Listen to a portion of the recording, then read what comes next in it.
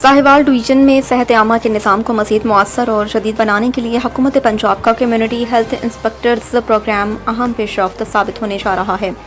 Commissioner Sahiwal division doctor Asif Tufail ने कहा है कि हेल्थ डाटा की तैयारी और कम्युनिटी हेल्थ इंस्पेक्टर्स की तैनाती से बीमारियों की बरवक्त तशख़ीस, मौसर तदारुक और आवाम को बुनियादी सेहत सहूलियात की फ़राहमी में नुमाया बेहतरी आएगी।